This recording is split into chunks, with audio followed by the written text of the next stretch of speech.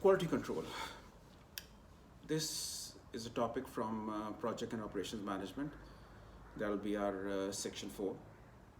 And during this discussion, we should be able to identify multiple factors that can make a contribution towards higher quality standards. And all these techniques, 6 of them actually, there's 6 different techniques that we are going to discuss here. And these techniques are equally useful, equally beneficial. Almost all the manufacturers, irrespective of the industry they represent. So before we carry out a comparative analysis of these 6 quality control techniques, as usual, the definition. And I've been emphasizing how important it is for us to define a given term correctly in a technically correct way, because these definitions, just like numericals, they're scoring. In fact, there's mathematical marking here, unlike an essay type question, because these definitions, short questions, and numericals, they basically pull the grades upwards, whereas these essays, they prove to be a little more challenging, and I think it is safe to state that they pull the grades downwards. So we have to make sure that we do not miss out on marks when it comes to these definition and short questions. So quality can be defined as the extent to which, or the degree to which a product comes up to the expectations of a particular customer. That's how we define the term quality. It is the extent to which a product comes up to the expectations of a particular customer. I would like you to remember this definition, because basically it is the fact that it underlines is that quality is always assessed from the viewpoint of the customers. If a product comes up to the expectations of a particular customer, it's a high quality product. If it doesn't, the quality standards are low. And this is exactly why we have often observed that 2 identical units of the same product purchased by 2 different customers. They're 2 identical units, exactly the same product, and there are 2 customers who purchase these units. Their opinion about the quality standards might be absolutely different, contrasting in fact. One customer might say that the quality standards are extremely low, and the opinion of the other customer about the same product might be totally different. He might say, I'm absolutely satisfied with the quality standards. Why? Because the expectations were different. If let's suppose this pen, for instance, 2 customers, they buy 2 identical units of this pen, but their expectations were different. One expected the pen to last for 6 months, for instance, and the other one thought it would last a month. And when they start using it and the pen lasts a month, one of the customers, he would say, yes, the quality standards are just right, because this is what I expected. But in case of the other customer who thought it would last 2 months or for 6 months, his opinion would be totally different. He would say the quality standard is absolutely not up to the mark. Why? Because the expectations are different. That is why we have to remember and use the definition. Quality is the extent to which a product comes up to the expectations of a particular customer, right? And try remembering these definitions. As far as the essay type questions are concerned, you can always express your own opinion in your own words. In fact, you should do that, comment on a situation. But these definition, numerical, etc., ideally you should try to learn the terminology and the formulas, etc.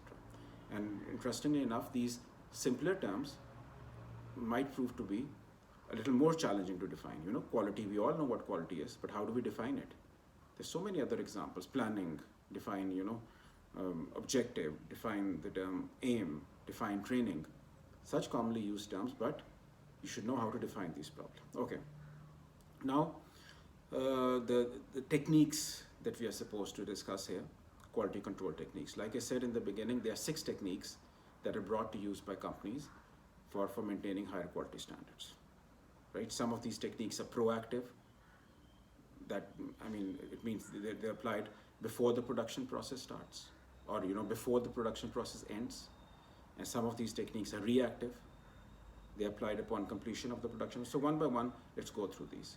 The first one is called feed forward quality control. Feed forward quality control.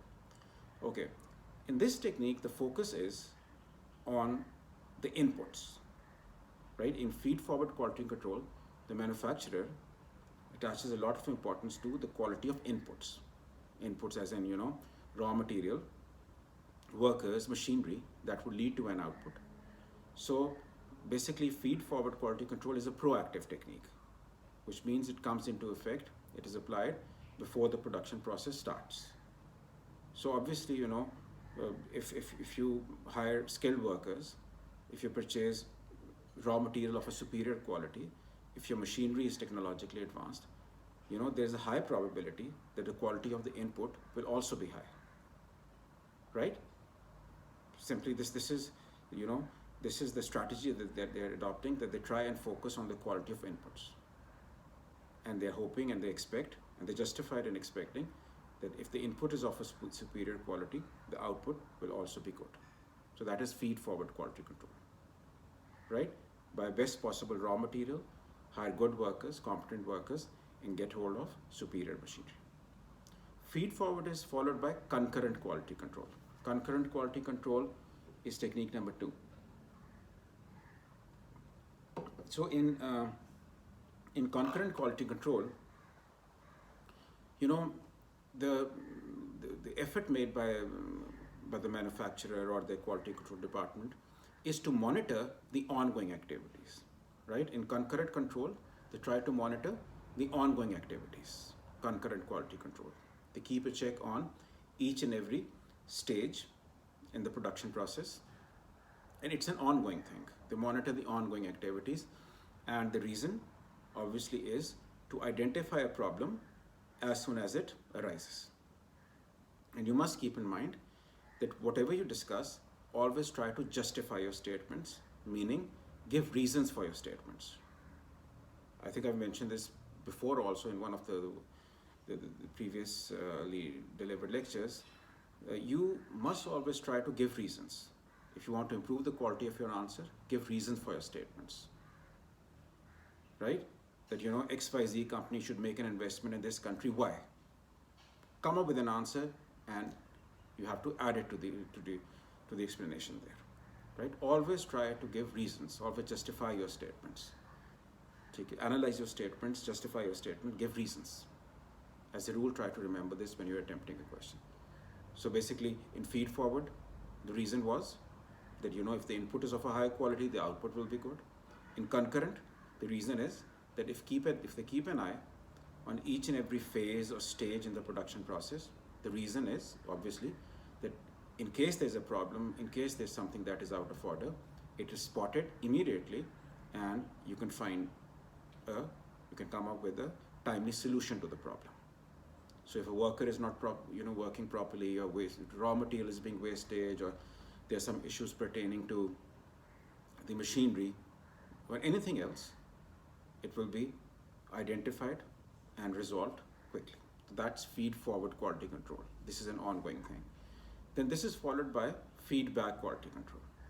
So in feedback quality control, this is a reactive technique, simply indicating that this technique is applied upon completion of the production process. As soon as the production process comes to an end, they run a final quality check. The product is absolutely ready to be sold in the market, or you can say just before it is loaded onto the trucks or lorries or offered for sale in the market. You run a final quality check in the end upon completion of the production process. That's feedback quality control, and basically what they're trying to do is to guarantee that an AQL is being maintained. AQL stands for acceptable quality level. Acceptable quality level. So every organization, their management, they've set certain standards for the employees. So they've set the bar, and once the product is ready to be sold, they will just try to make sure that they will compare that particular product in its final shape to that the ideal quality standards that they have set, and they try to see whether the AQL, the acceptable quality level, is being maintained. So usually they will select a few units at random from a container, for instance, and they will scrutinize those carefully, and if they feel that there's something that is not right and the AQL has not been met, they will try and fix the issue, fix the problem before the consignment is dispatched. That is feedback quality control reactive technique upon completion of the production process. The number four would be benchmarking. The fourth technique is benchmarking. Another useful quality control technique, in benchmarking, the policy is to set standards in accordance with the performance level of a leading competitor in the industry. Setting standards in accordance with the performance level of a leading competitor in the industry. Okay, that's benchmarking. That you try, and of course you're able to collect data and you gather information regarding a stronger or a leading competitor in the industry, and using that as a benchmark, you try to set standards for your own business organization also. A useful technique for raising standards, obviously, when you're up against somebody who's superior, there are chances that your own performance will also improve. That is benchmarking. For instance, there are many organizations they're involved in this. You can benchmark, in terms of sales, the workforce, distribution, location, marketing, right? Benchmarking. So, if one, for instance, if Pepsi wishes to benchmark, they would keep in mind the performance of Coke. That they are selling, let's suppose, so many million bottles a day. That's our benchmark. We should also do the same. So like I said, it could be in terms of sales, location of a business. For example, in this city there are 5 different locations where our competitors are operating from. We should also do the same. Or our competitors, they have workers or specialists who have a particular kind of expertise or skills. We should also hire people who have a similar kind of expertise, so on and so forth. So benchmarking is very useful in raising your quality standards, provided it is done cautiously. Why cautiously? Because you must not, blindly try to walk in the footsteps of a competitor. You have to give importance to your own circumstances also, availability of funds, your long-term plans, so on and so forth. Yes, try to follow them, set standards accordingly, but also make sure that you do not overlook your own limitations. That's benchmarking.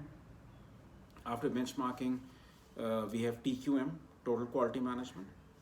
So, total quality management, basically, it highlights the importance of involving everyone, all the members of the organization in the quality control procedure. Everyone should be involved. Rather than assigning the task simply to one quality assurance department, everyone in the organization, they should make a combined effort to raise the overall, quality or quality standards of the organization. Everyone has to make a combined effort. They have to work like a unified force, rather than leaving it to one quality assurance, quality control department. Everyone is jointly responsible for raising quality standards. This is what TQM says. I'll just quote a simple example to make you understand. Let's suppose there's a sales department and there is a production department. So the production people are supposed to produce, obviously, and the sales people, they're supposed to sell under normal circumstances. But if TQM is enforced, then when the sales department receives something from production, they will only start selling it if they're satisfied with the quality standards.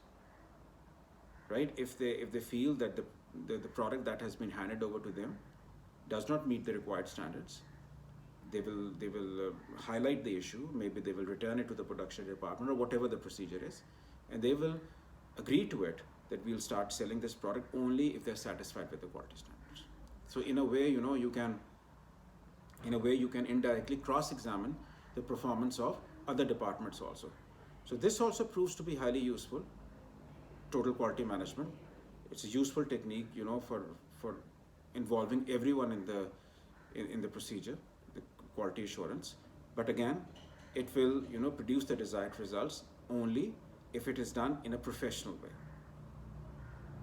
If you are pinpointing something which is generally out of order and it is not in the interest of the organization, yes, then it makes a lot of sense. But if your decisions are influenced by your personal liking or disliking, or it's more of a personal thing rather than a professional issue, then obviously it will be a waste of time and it will create other HR related problems. So, as I just said, giving reasons is important, justifying your statements is important. So is, the evaluation part of the answer. You should know, you should be able to evaluate your answers, highlight the drawbacks, the risk factor, the limitations, in addition to the advantages. Both are important, especially in these essay type questions. Right? That's TQM, which brings us to the last quality control technique, which happens to be quality circles. So quality circles, remember, are discussion groups. Quality circles are discussion groups that are created within departments or organizations, and it is typical of a democratic style of leadership. It is typically seen in case of democratic leadership, participative style of management.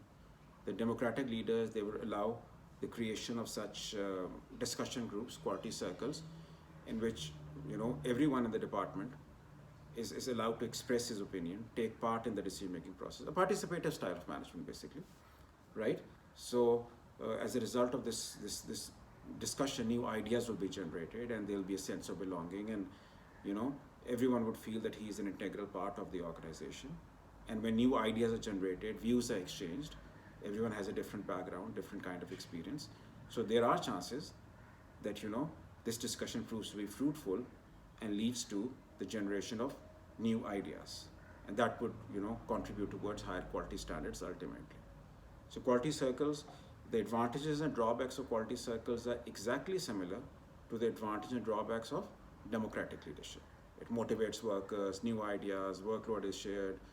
Drawbacks are also the same as democratic leadership. If the workers are not qualified enough, this might lead to a high degree of disorder, secrecy is compromised, so on and so forth. But quality circles is also regarded as an important quality control technique. And having said that, you should always try to make sure when you are attempting a question on quality, and it's a question, in paper 2, the data response paper, or in 3 or 4, the case studies, then you must refer to the passage, refer to the situation, and then suggest a suitable quality control technique. Because we've seen in the past papers, there have been questions on quality regarding food items, how to improve quality standards, or car manufacturers, electronics, right? Colleges. So whenever there's a question on quality, all 6 techniques are relevant, quite relevant to almost all the production processes and different types of businesses. But try to make sure that your answer is with reference to that particular product, whether it's a food item or it's a restaurant or anything, right?